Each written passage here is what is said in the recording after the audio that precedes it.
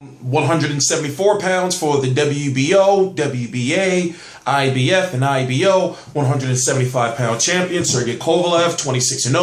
No, excuse me, 26-0-1 with 23 KOs. 175 pounds for Jean Pascal, who is 29-2-1 with 7 KOs. He was the former WBC Silver champion. I don't know what's going on with that situation, but the WBC has ordered the winner of this fight to take on Adonis Stevenson. So it has to happen sometime at the very end of 2015 or very early 2016, because what's going to happen is the winner of this fight has to fight the WBO mandatory next, Mohammedi, if I'm correct. I was on a media call. I'll put the link to the media call right down below. And basically what you're going to hear is you're going to hear a whole bunch of controversy about something that shouldn't even be controversial, and it's drug testing. And the thing is, the thing that bothers me about this is, when it comes to drug testing, it should be something that's taken care of. It should be one of the first things that's taken care of. Now we got a situation that we don't know if they're using Vada, USADA, NADA, because apparently to Jean Pascal, Vada has no credibility.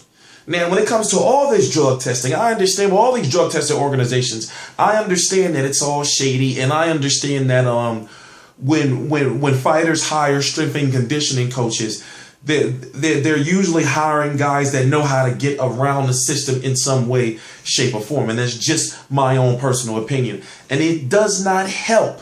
It does not help that Jean Pascal has Mimo Haradia in his camp. And if you don't know who this guy is, then you're out of the loop. But to leave that where it is, a lot of people are thinking that Sergey Kovalev is going to get his head boxed off because basically Bernard Hopkins just wasn't enough. And then a younger Pascal, who has improved dramatically over the last several years, even when he took his first defeat, if I'm correct, his first defeat to Cobra Froch. He's also been hurt in several fights, and he's also been down, if I'm correct, unofficially. I'm talking about like off of a slip or something. I don't exactly remember. But overall, pretty solid boxer. He's never been stopped before. Of course, he's had the big fights with Lucien Boutte, 2 with Bernard Hopkins, 1 with Chad Dawson, and then another one with Cobra Froch, as we talked about. But I look at it like this. If there's anyone who has a chance to defeat him now that Bernard Hopkins has been defeated at 175 pounds right now, was talking about in the top 5, honestly, Jean Pascal has a good chance to defeat Sergey Kovalev. Now, what I did like about Sergey Kovalev, and I was in the building for his last fight when he fought Bernard Hopkins in Atlantic City Boardwalk Hall.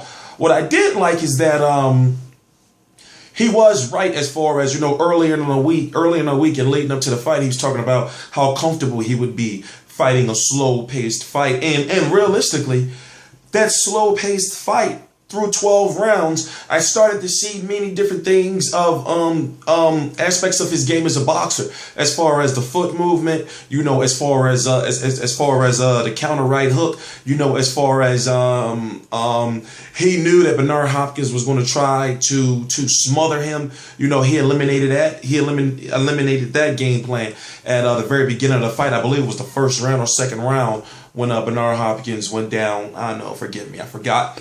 But when he hit him right on the top of the head.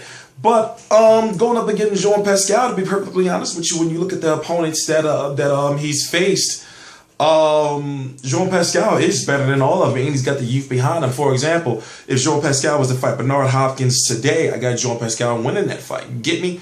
So, controversy aside, I'm going to go with Sergey Kovalev. I'm going to go with Sergey Kovalev. Why? Is because he's a unified champion and 1 belt from being an undisputed champion. So he's consistently proved people wrong, including myself, when I said, okay, I believe after he beats Bernard Hopkins. He beat Bernard Hopkins. So when it comes to him as a boxer, he's not just a knockout guy. And John David Jackson, his trainer, has done wonders with letting people know or showing us that Sergey Kovalev can actually box. He's not just a fighter. He's not just some guy coming out there to knock you out. He can box. So I'm T-Street Controversy with RealCombatMedia.com, and I cover every single major fight live. Be Real TV, link right below to the channel, covers every single major fight live. Real Combat Media, boxing, mixed martial arts, jiu-jitsu, all my videos, interviews from myself and others from Real Combat Media right below.